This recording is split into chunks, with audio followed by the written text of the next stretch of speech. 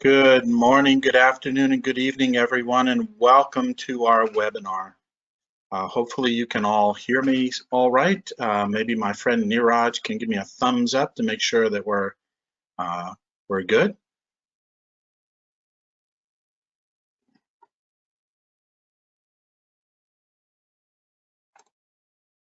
All right, thank you, Alex. Fantastic. So thank you, everybody, for joining. We are super excited. I am super excited to be sharing this sneak peek talk.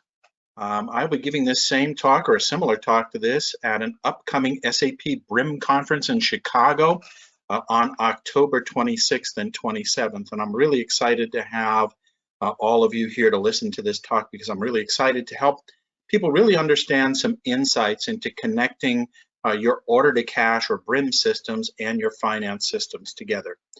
Today we'll spend about half hour, 40 minutes together and talk through, and I'll give you some ideas that we've gleaned and things to focus on out of our projects that we've done. As always, just want to remind you some housekeeping items. The session is being recorded, so feel free to download it, check it out, share it with others. You can ask questions throughout the webinar. There is a question panel, and I will try to get to those as best I can throughout this session and get back to you. So happy to do that. And again, check out all of our other webinars there. And speaking of checking out things, contact us. Feel free to reach out to us. Come to our new website. We've been revamping and making things a lot easier for all of you to check out our content here on Bramasol.com. You can also engage with us at Facebook and through LinkedIn. We have numerous groups that we run and participate in, so we'd love to see you there. Feel free to check out our podcasts. We have a number of podcasts, including our Insight to Action podcasts with the Office of the CFO. You can check those out on iHeartRadio and Apple iTunes. And finally, YouTube. We have opened up our YouTube channel. There are over 280 different videos out there for all of you to engage with, to check out on a number of different topics across all of the areas we support, including revenue recognition, treasury, leasing, S/4HANA, and the digital solutions economy and BRIM. So I encourage all of you, check them out, subscribe. Every time we have a new video coming out, you will be alerted to that new video, and we have I believe almost a dozen new videos coming out on RevRec, Treasury, and different subjects over the next couple of weeks, so I encourage you to check those out. So today we're here to talk about connecting the back end to the front end, and why are we really here? Well, in the past few months, I've had the privilege of speaking with dozens of different customers and prospects as we attended various events such as SAP Sapphire, Insider, going on a road trip to meet with customers, and through events like this. And there are really four big themes or topics that we've come away with and learned about. So the first one that we hear about, and I put these in some sentences, is, hey, John, our company through acquisition and merger has really acquired a number of different customer-facing systems and has multiple business units. We struggle with this idea of a unified view of our customers in finance. And in some cases, by the way, through revenue sharing, customers are also partners or vendors. Another theme we've come across is we have a great front end, but struggle with multiple fulfillment systems and integrating our processes so that they talk seamlessly to one another. We also hear that customers believe in moving to a SaaS model, that would smooth out their cash flow and make it more predictable. But multiple payment methods, customer chosen bill dates, contract changes actually did the opposite and created a little bit more variability in that space. And then finally, the one we hear most often, because of course we do a lot in the area of compliance, revenue recognition, leasing, and connecting that with BRIM in particular, is we've spent a lot of time on our subscriptions. We really focus in on that front end, but with all of these numerous regulations in place and with the need for analytics, we think we need to spend more time to ensure we comply with these regulations for reporting data privacy, and taxation. And so, you know, I want to explore these topics. We're going to divide it up in a moment into 4 topics, but let me kind of frame this for everybody for a moment. Let's take a quick step back and understand really what is causing this. And I'm not going to spend a lot of time. We have a great video on the digital solutions economy you can check out. But as customers are moving away from and looking for more ways to maximize their value, they're moving away from models, traditional models that are one-offs, into models that provide them more control. They want new business models, and businesses are continuously looking to monetize, moving away from a single stand-on transaction to monetization models, subscription models, usage models, revenue sharing, outcome-based, custom offers, custom discounting, all of that. And that really changes the dynamic and the thought process around managing those experiences and connecting the dots. And managing it through this journey, or what we call the buyer's life cycle, or through the entire customer lifetime. And you're establishing relationships and creating experience and focus. At Bramasol and SAP, we call this the digital solutions economy. It's not just about subscriptions, but it's the next generation of subscriptions, really focused in on all of those things we talked about. We envision this as a wheel or cycle in which the customer is in control or is enabled to have control over what they buy, how they buy it, and how they pay for all of it, all along while we're protecting their privacy and security. And you can see that we've created this idea of a circle or a wheel that looks at different aspects of that in the relationship. And it's not designed to give you all at once, but allows customers the idea of different on-ramps and thinking about different spaces. Well, what we've seen in working with SAP and clients around the implementation or road mapping of this model is quite often our clients need a way to think about how to fit it all together in enabling this technology strategy. Many are struggling with connecting the left side of this, the finance piece, to the right side, the customer facing, and connecting customer facing to finance and reporting. We look at this from the perspective of, on the right-hand side, all the tools that enable customers to engage with you, to configure or set up their different offers and buy, manage subscriptions, etc., all the way to determining how they want to fulfill and collect on that. And of course, that's things like dynamic fulfillment, entitlements management, and digital supply chain. But as deep experts in and with a decade of experience, we really focused in and thought that there are really 4 areas. And it was easy for our customers to envision and think about, and it's exciting for our customers to think about this side of the page, right? This whole idea of commerce and CPQ and supply chain logistics. But we need to connect it to the left-hand side. And so connecting it to that left-hand side became a little bit, we'll call it challenging. So what we have done is really think about this in the space of 4 different areas, if you will. And I would encourage you to consider and think about, and we'll talk about each of these areas and touch on all of them in this webinar and talk. Those 4 areas really are finance, connecting to your finance, really understanding not just finance, but finance, treasury, cash management, managing your data. Data is crucial to this.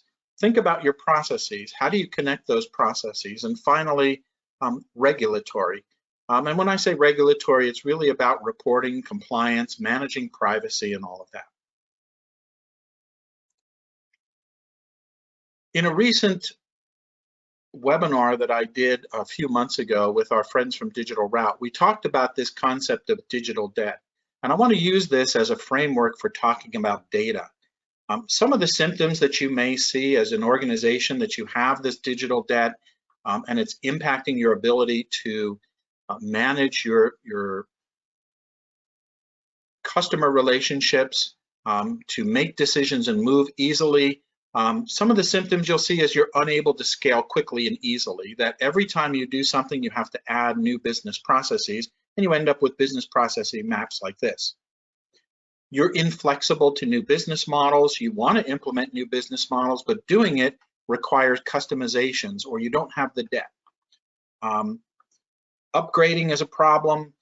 You don't know your customers from your competitors, and certainly you have things like revenue leakage. Revenue leakage like this, or business processes that show up like this as you add more and more of these to the table. And so what we can encourage you to think about is go back to the beginning, go back to the focus. The first step in understanding how to connect the back end to the front end is the idea of data. With one large software client, we found that taking a step back to understand the nature of the data being collected and tracing those sources really helped them focus on the problem at hand. They really focused in and divided it up and looked at master data. What is all the key elements that I need for a master data and understanding relationships? What are my transactional data? How am I going to track that? And how does that transactional data flow from one place to another? Also, transactional data relates to the idea of fulfillment. Many of our customers find that they have multiple fulfillment centers. They have multiple places that this information comes from. And finally, analytical data. And you can divide these up. And one of our recommendations is to really think through what is the data that you need online today? What is the data that you can look at from a transactional view and manage that as a relationship with the customer?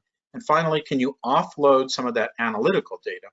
And of course, using SAP S/4HANA in the Universal Journal really gives you access to that analytical and transactional data real time. But you really need to think about how you want to bring that all together. One of the ways in which S/4HANA and we recommend you look at is really thinking through in S/4HANA the idea of using business partners. In this example, what you can do is leverage the fundamental concept of a business partner construct in S/4HANA. You'll get this complete view of an entity, whether it's a customer, a partner, vendor, or any combination of those. And you can see up here on the top, we define a business partner as capturing all of that information in one place and really leveraging that to give you a holistic picture of that entity. And that entity, of course, can be both it can be any combination of vendor, partner, customer, etc. By utilizing all of this, you can see that you might have business partner one who collects information and is engaged with business partner two. We've seen this particularly in media companies where content is delivered or enabled by the core company, business partner one, who has general information about the customers, about their offers, et cetera, and then that information or that sale happens through a revenue sharing model.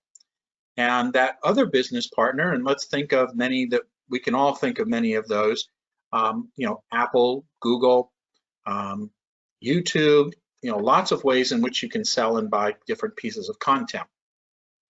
Let me give you a case in point. Let's say that the BBC wants to license content to a local cable provider, right? That local cable provider is providing all kinds of information about collecting information and data, but they have a relationship with the BBC. Well, these two organizations, there might be some payment relationships. By enabling and leveraging these business partner relationships in S/4HANA, you can link down and create the different contracts in BRIM that are then required to help you enable the different contracts that you have with your organizations. You can follow up and do account assignments, you can do dunning, you can keep all of that information together. Another option that you could pursue, and we've seen companies, is the concept of data mediation. SAP, of course, has a tool called convergent mediation, but really thinking about How do you bring together all of that information into a single repository and relate it together? You want to keep your core systems clean and use other tools and information to allow you to harmonize that data together and create a single place to do that. And again, convergent mediation is a great tool for that. There are other tools out there that will allow you to do that.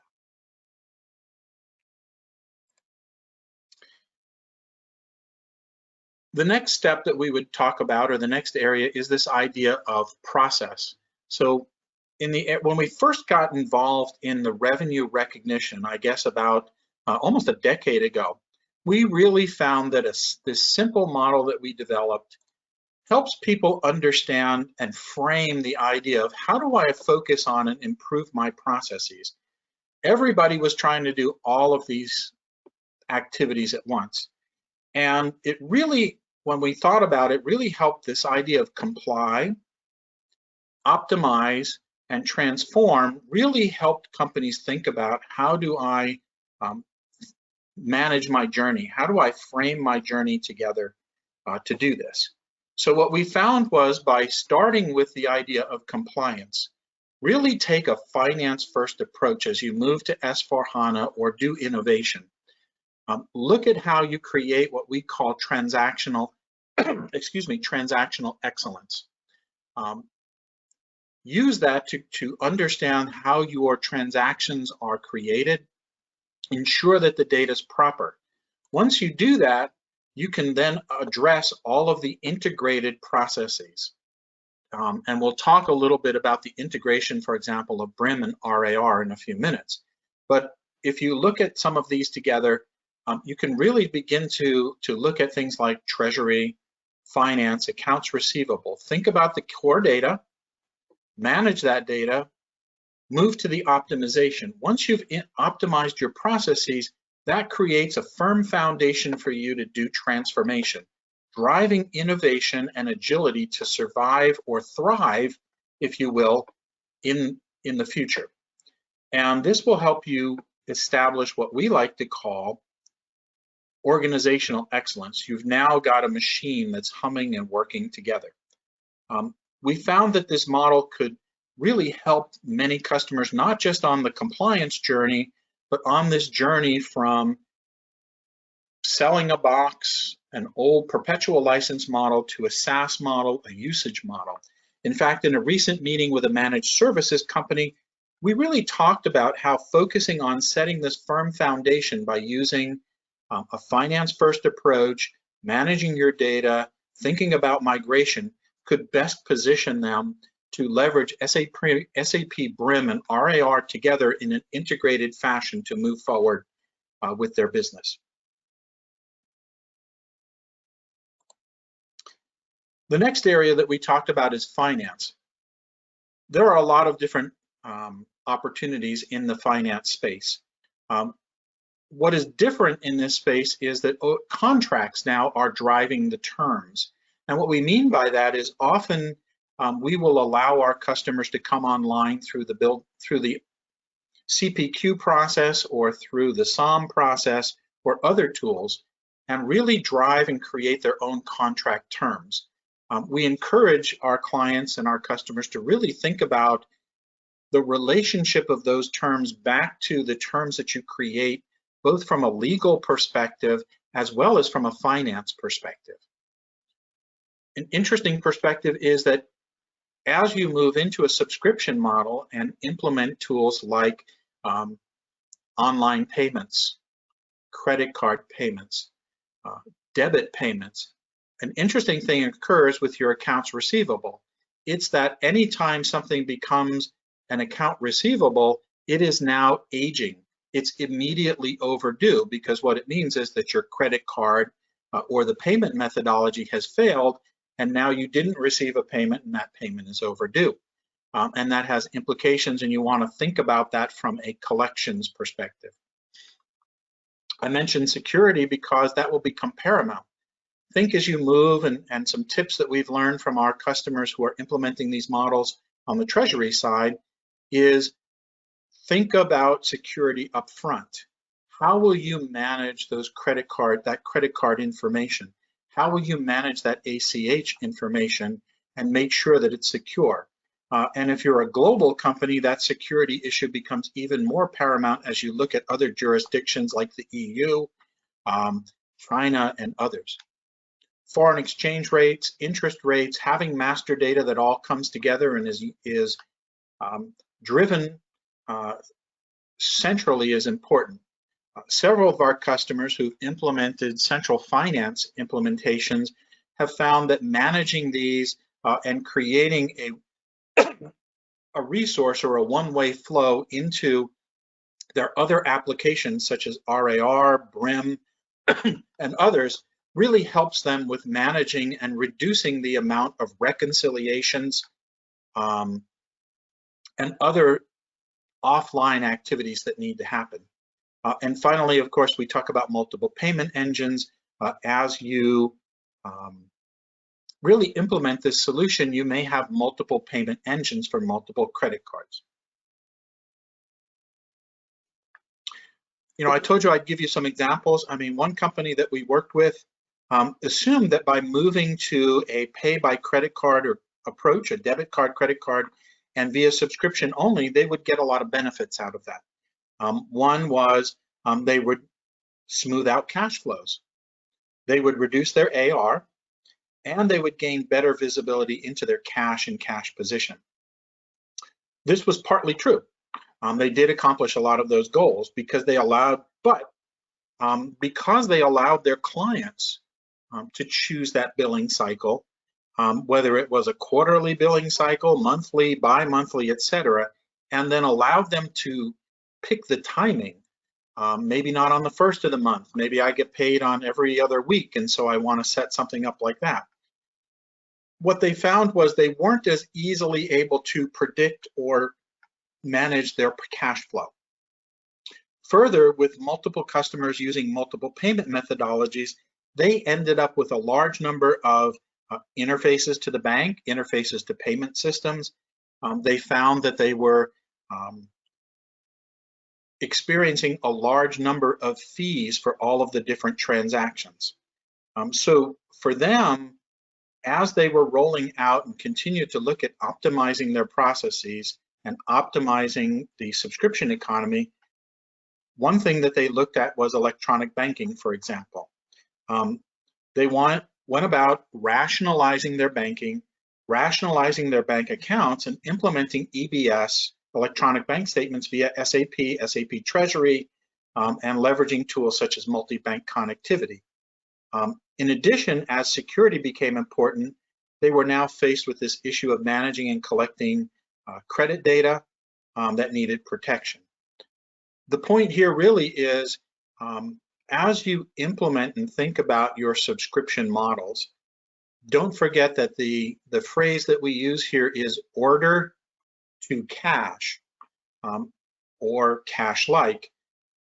Understand how the back end will enable your flexibility to become that much more agile in the marketplace. Think about how will I collect this money? How will I manage it?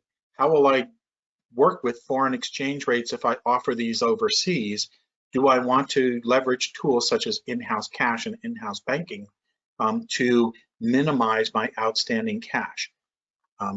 Again, as we talk with customers, we focus in on helping them really think about these in the finance space. Finally, we talked about the fourth one of this is about regulatory. And I guess I would be remiss if, as the leaders in revenue recognition, I didn't talk really about RAR and the integration of BRIM/order to cash in this subscription economy. And this is a typical chart that we show for our clients to talk about the integration of those two elements together. And as a colleague of mine pointed out, what you have here is this paradigm or balance, if you will, this juxtaposition of two things. And one of them is the idea of predictability versus flexibility. Your top screen here you're all about creating flexibility through using tools like CPQ, C4HANA, other third-party tools, Salesforce.com, whatever tools work best for you. You want to create flexibility and nimbleness in your ability to offer, create quotes, create contracts. And through all of the tools here in BRIM, whether it's subscription billing, convergent mediation, entitlements, SOM, all of that is designed to allow you optimal flexibility to respond to the customer's needs. However, finance, and more importantly in our case, revenue recognition relies on stability and predictability. In the case of the contracts, we want to understand from a RevRec perspective, as you create your RA contracts and your revenue contracts, what is the value of that contract? What are the elements in the multi-element arrangement that need to be counted? How do they relate to one another? Because you then have to do the whole process of defining SSPs, transaction prices, and allocating those prices to the POBs. When you have variability, that becomes a challenge. And so one of the things that we've done a lot with different customers is really to step back with them and think about items such as standalone selling price. How will you determine your standalone selling price in the face of relating subscription orders to physical hardware? How do you manage and create integration with project systems should you have implementation? So really thinking about and determining all of that up front is a great piece of advice we'll give you. Don't forget about other things like significant finance components. A number of our customers have bundled together software, hardware in a SaaS model. And as you deliver that SaaS model and allow that customer to pay over time, don't forget that you've created this concept of what we call a significant finance component. That means that basically you're allowing the customer to pay for something over time that they're getting value for upfront. And because of that, according to the rules, you have to treat that as a financing, and there are specific activities, and you may want to sit back as an organization and think about how will you make that happen? How will you integrate that into your systems? How do you recognize the different elements? And of course, we have some tools and solutions to help you do that. My advice or insights for you is in integrating this together, really step back and think about, what are you doing and how are you doing that? I focused on revenue accounting here, but don't forget there's a host of other things to keep in mind, other items to keep in mind. Leasing is an example of that. ASC 842 requires you to do specific lease management. As you begin to look at models that are both lease in and lease out models, you need to keep in mind that a lease model requires you to think about revenue recognition as well. Other organizations that we're finding, as you think of this integration, think about the power generation or the utilities industry. More and more, we're seeing many of them implementing subscription style models. As we see the evolution of EVs, right, electronic vehicles, charging stations become a unique opportunity for power companies or other companies to enter revenue sharing models similar to what our friends from Tesla do. Can I have we all love Amazon Prime. Imagine an Amazon Prime charging station at your local Whole Foods, where as a member of Amazon Prime, you get a discounted rate on the charging station, or you get premium access to specific fast charging stations. All of these then have relationships downstream to all of these different units. So keep in mind all of that. Another key item that we would recommend you look at and of particular focus is taxation. especially if you're doing something online. You will need to make sure that you know what your jurisdiction your client is purchasing from. Different states have different requirements for collecting sales taxes, use taxes, etc. Overseas, of course, in Europe, you have VAT, you have SAFT, you have luxury taxes and use taxes. All of this information needs to be collected and rationalized, and why you need to think about all of those coming together in your organization. Beware though, I just learned about this myself and I thought it was something very interesting. A lot of organizations choose to use the IP address of the user who is coming in and buying that particular product to attempt to identify their jurisdiction. Well, that's a great idea, except many people are really now signing up for tools such as a virtual private network, a private VPN.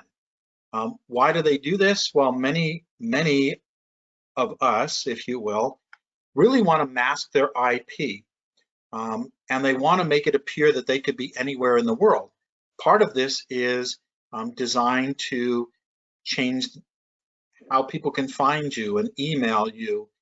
There's a lot of different reasons for using the private VPN. Certainly security is one of them, to secure a lot of your banking information, your transactional information, and reduce the likelihood of hacking. The point here being, traditionally, we rely on particular tools and methodologies. I recommend that you just take a step back for a moment and think about all of those aspects. So I hope that this has been really interesting for you, gave you a few recommendations. I want to tie this together because, again, our clients really needed this way of thinking about a finance first focus and how do I connect the front end to the back end. And what we talked about today is really thinking about all of these different areas. How do I take the information that's provided on the front end, whether it's through commerce,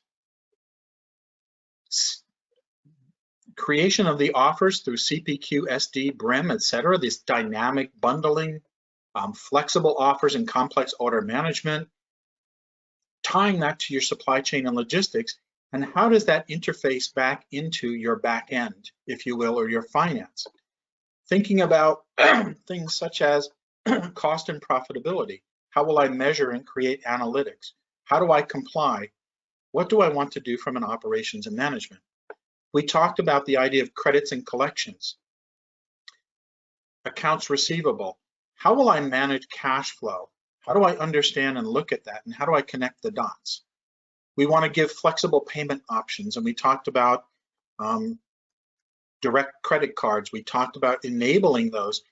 In the future, we can continue to see more about this as we see more companies using Bitcoin or cyber currencies or other methodologies for payment.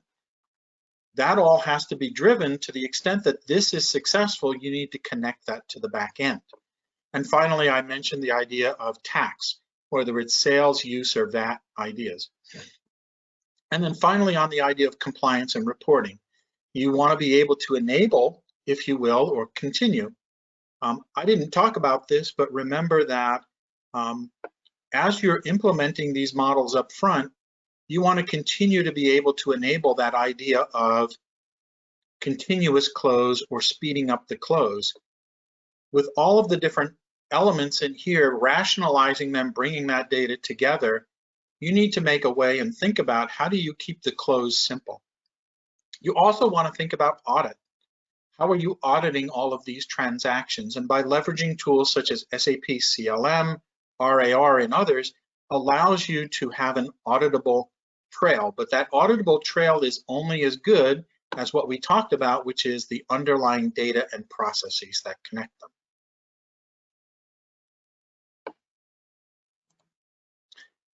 So I hope you see coming out of this that an integrated business platform is a key foundation for growth. By integrating all of these four elements that we talked about together, data, process, finance, and regulatory, you can create flexibility. This will not slow down. In fact, by having this flexibility, this back end that supports you, it will increase your flexibility by orders of magnitude. It'll allow you to scale. Having integrated systems and building these tools will allow you to create new business models, easily integrate acquisitions or spin-off divestitures. It will increase your ability to create relationships and partnerships, and I think you can see how we can enable revenue sharing. Further, it will provide you with specific challenges as we see the governments throughout the world continue to focus in on things like GDPR, as more and more subscription tools being built to use in the healthcare industry. We have HIPAA here in the US. We guard information privacy and manage credit.